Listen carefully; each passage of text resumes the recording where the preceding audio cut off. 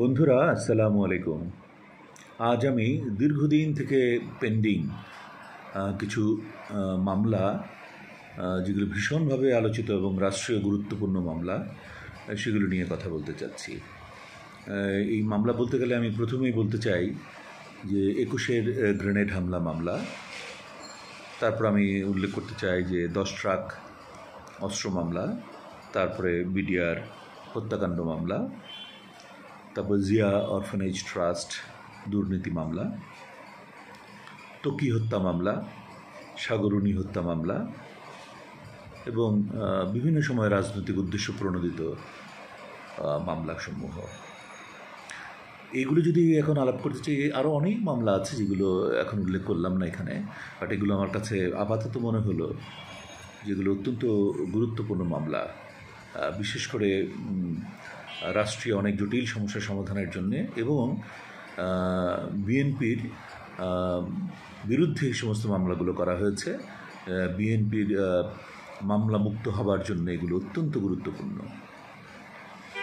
এই যে যদি আমি 21-এর গ্রেনেড হামলা মামলার কথা বলি, সেখানে বিএনপির অত্যন্ত গুরুত্বপূর্ণ অনেক নেতাকে এই মামলার আসামি করে রায়ও দিয়ে দেওয়া হয়েছে। কেউ কেউ সে রায় এখন আটকে আছেন, সাজা ভোগ করছেন। সেগুলো রিভিউ করা উচিত, ইমিডিয়েটলি খুব রিভিউ করে এগুলো আগামী 2-1 মাসের মধ্যে এগুলো সমাপ্ত করা উচিত এবং তাদেরকে খালাস করে দেওয়া উচিত। তারপরে আমি বলবো যে 10 ট্রাক অস্ত্র মামলা। এই 10 ট্রাক অস্ত্র মামলাও বহুল আলোচিত। একটা দেশের রক্ষার জন্যে যে অস্ত্র, সেই অস্ত্রই যখন দেশের বিরোধী দল এসে সেটা পার্টি ইন পাওয়ারকে সেই মামলায় জড়িয়ে ফেলে, অস্ত্র মামলায়, তাহলে সেখানে খুবই দুঃখজনক। এবং একটা দেশের নিরাপত্তা, আঞ্চলিক নিরাপত্তা, একটা দেশের স্থিতিশীলতা, এগুলোর জন্য আর্মির কিছু স্ট্র্যাটেজি আছে, কৌশল আছে, সরকারের কিছু কৌশল আছে। সেই কৌশলগুলো নিয়ে যদি এরকমভাবে জনগণের সামনে উন্মুক্ত করে দেওয়া হয়, তাহলে আমি মনে করি যে একটা দেশের নিজস্ব ইন্টারনাল কোনো সিকিউরিটি সিস্টেম সেখানে কাজ করছে না বলেই মনে হবে। তাই আমি মনে করি এটাও খুব তাড়াতাড়ি সমস্যার সমাধান করা উচিত, এই মামলাটিকে ডিসপোজ অফ করা উচিত।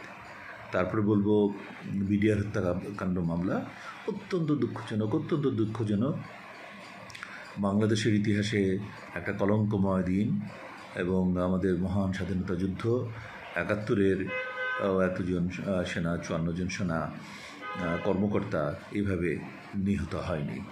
এবং এই বিডিআর হত্যাকাণ্ড অত্যন্ত পরিকল্পিত একটা আন্তর্জাতিক ষড়যন্ত্রের মধ্যে বাংলাদেশ শিকার হয়েছে এবং এটার সাথে কারা জড়িত এটা আমরা স্পষ্ট করেই জানি, ধারণা করতে পারি।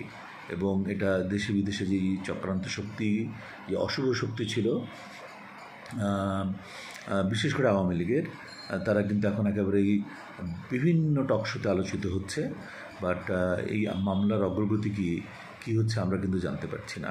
ইমিডিয়েটলি এই মামলা অবশ্যই খুব কুইক হিয়ারিং দিয়ে, র্যাপিড হিয়ারিং দিয়ে এটারও একটা সমাপ্তি করা উচিত। বহু বিডিআর সৈনিক রয়েছেন যাদের পানিশমেন্ট শেষ হয়ে গেছে, কিন্তু তারা এখনও সেই জেলখানায় পড়ে আছেন, ওখানেই মারা যাচ্ছেন। তাদের ব্যাপারে অনেক সতর্ক হওয়া উচিত। কেন তারা এখনও আটকে আছেন, তাদেরকে ইমিডিয়েটলি ছেড়ে দেওয়া উচিত যাদের ব্যাপারে রায়টা বেরিয়ে গেছে। আর যাদের এখনও হয়নি, সেই রায় যেন কুইক বেরিয়ে যায়, সেই জন্যই এই মামলাটি সমাপ্ত করা উচিত। আর তারপরে রয়েছে জিয়া অরফানেজ ট্রাস্ট মামলা, একটি সম্পূর্ণ ভুয়া মানুষকে, বেগম খালেদা জিয়াকে অপমানিত করার জন্য, ছোট করার জন্য, জিয়াউর রহমান পরিবারকে অসম্মানিত করার জন্য, হেয় করার জন্য এই ধরনের একটা জঘন্য রকমের মামলা দিয়ে দেশনেত্রী খালেদা জিয়ার জীবনটাকেই অলমোস্ট নষ্ট করে ফেলা হয়েছে, পার্টির অনেক ক্ষতি করা হয়েছে। আর নয়, অনতিবিলম্বে এই সমস্ত মামলা, ভুয়া মামলা, 1-2 হিয়ারিং দিয়ে শেষ করে দেওয়া উচিত। এবং যারা এই ভুয়া মামলা করেছিল তাদের বিরুদ্ধে এখন কেস করা উচিত। অবশ্যই সেই ধরনের একটা পদক্ষেপ গ্রহণ করতেই হবে। আমি তারপর বলবো যে এখানে তারেক রহমান আগামীর দেশনায়ক, এই তারেক রহমানের বিরুদ্ধেও বেশ কিছু মামলা রয়েছে। আমরা আশা করেছিলাম 8ই আগস্ট নতুন সরকার ক্ষমতা গ্রহণ করার পরই এগুলো সব ডিসপোজ অফ হয়ে যাবে, কিন্তু এখন পর্যন্ত সেগুলো চলমান। অত্যন্ত দুঃখজনক। এগুলো অনতিবিলম্বে কিন্তু এগুলো হিয়ারিং দিয়ে শেষ করে ফেলা উচিত। প্রয়োজন হলে রাতের বেলাও কোর্ট চলতে পারে, 2টো করে সেশন বসতে পারে ডেইলি, করেও কিন্তু এগুলো শেষ করা উচিত। কারণ এগুলো শেষ না হলে কিন্তু আমাদের বহু নেতাকর্মী ওনারা কিন্তু মুক্ত অবস্থায় হচ্ছেন না, মামলা থেকে মুক্তি পাচ্ছেন না। এছাড়াও দেশেরও তো একটা ভাবমূর্তির বিষয় রয়েছে, যে দেশে যে কোনো একটা মামলা নিয়ে 10, 15, 20 বছর ধরে ঝুলে থাকে, সেই দেশের আইনি ব্যবস্থা যে কত দুর্বল সেটাই প্রমাণ করে। তারপরে যদি আমি বলতে চাই, নারায়ণগঞ্জে ত্বকী হত্যা মামলা, এটার কি হলো? শামীম ওসমান যারা জড়িত ছিল তাদেরই বা কী হলো? সাগররুনি হত্যা মামলা, একটা প্রহসন দেশবাসীকে মজা দেখালো যে সত্যি একটা মামলা নিয়ে দেশবাসীকে কত বোকা বানানো যায়।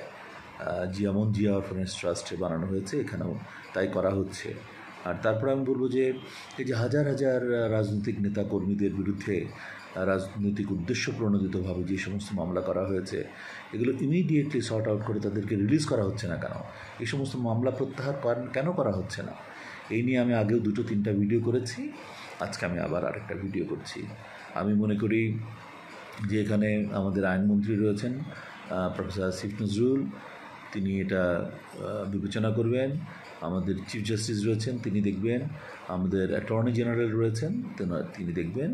এবং বাংলাদেশে অন্যান্য সংশ্লিষ্ট যারা আছেন তারাও দেখবেন। এটি অত্যন্ত দ্রুততার সাথে এই সমস্ত মামলা নিষ্পত্তি করা উচিত, তাহলে দেশ কিন্তু রাহুমুক্ত হচ্ছে না। মানে আমি বলতে চাচ্ছি এগুলো দিয়ে একটা পার্টিকে কলঙ্কিত করে রাখা হয়েছে। এই পার্টির কলঙ্ক বিলোপের জন্য হলেও এই মামলাগুলো অনতিবিলম্বে দূর করা উচিত।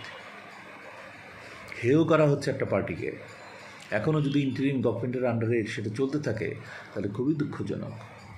যাই হোক, আপনারা সবাই ভেবে দেখবেন, তো এগুলো যেন নিষ্পত্তি হয় সে ব্যবস্থা করবেন। আজ এতটুকুই। আপনারা সবাই ভালো থাকুন, সুস্থ থাকুন। আল্লাহ হাফিজ।